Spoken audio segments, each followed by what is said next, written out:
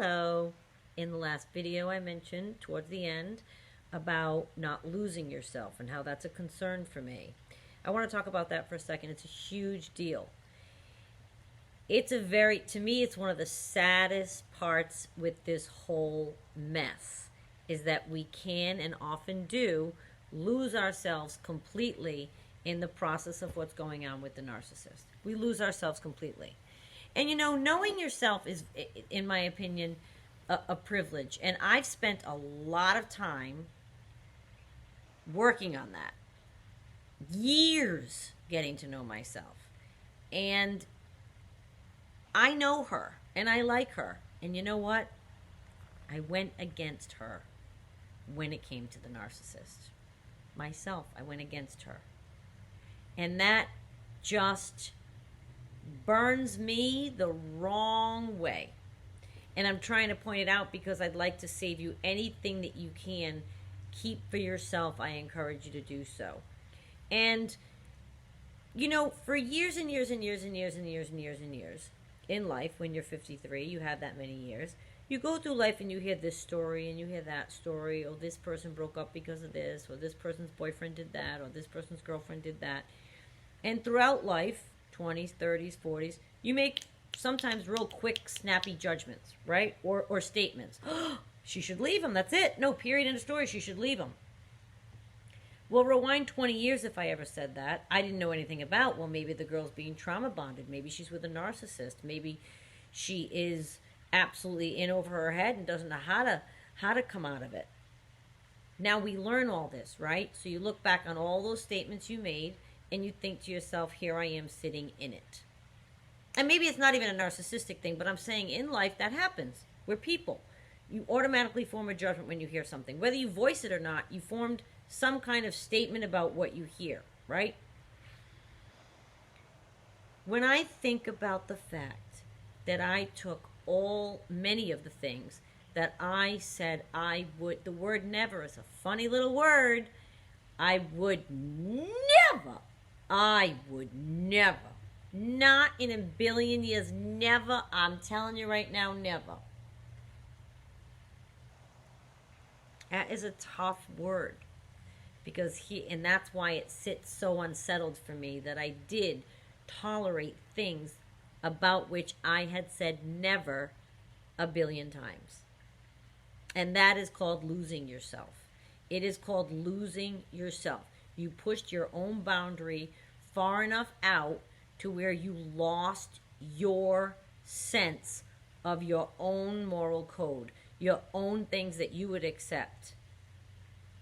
In the past, you now accepted because of this narcissistic situation, right? And it is a special situation, isn't it? It just is.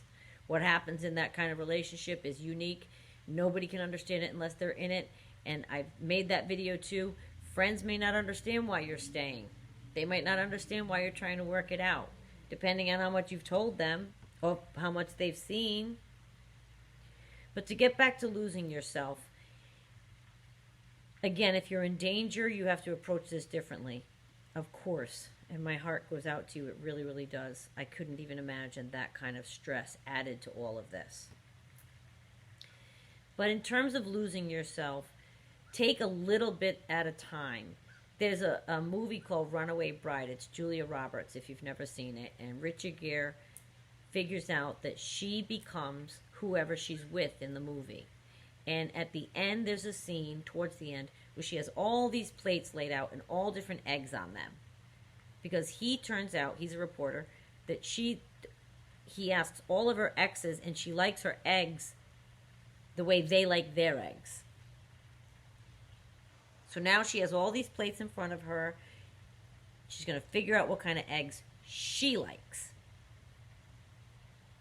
You got to know how you like your eggs. Do not lose yourself.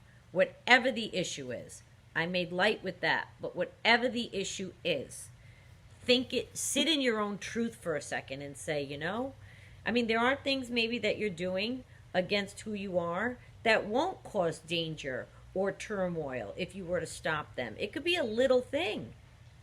And that might make you reclaim part of yourself. It might make you get some strength back. It might empower you to say, no, you know what? Whatever it is, whatever it is. And yes, there's a fine line. There's a difference between compromising a healthy part of a relationship and doing what I'm saying. Losing yourself means you're going against the grain of who you are. I'm not saying, well, I don't want to go to football. Renee Flamand says I don't have to. No, that's not what I'm saying. If he wants to take you to football and you take him to the theater, that's compromise. I'm saying, or vice versa. But I'm saying, against the grain of your moral code, if you continually are doing things or accepting behaviors or acting in ways or bargaining away chips of yourself that you know you would never do in your right state of mind. And we talked about this. It almost is like a temporary state of insanity when you're in love with these people. They bring you there. So I just encourage you to step back a second and try little by little, just get it back. Just get it back little by little.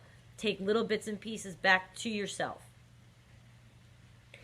Next time he breaks a boundary. I don't know what you normally do. If you're still in it, try something different. Do not put yourself in danger, please. That's not what I mean. You'll know it when you think of it, because I don't know your situation. But I encourage, we cannot lose ourselves. We've all done probably a lot of work getting here, and you want to maintain your sense of your core, who you want to be as a person. You have to maintain that, because there's got to be something left at the end. Whether that relationship ends or not, there's still you in it. You need to have something left to deal with, to be a mother and a father or a sister or a brother or a worker, right? Think about it.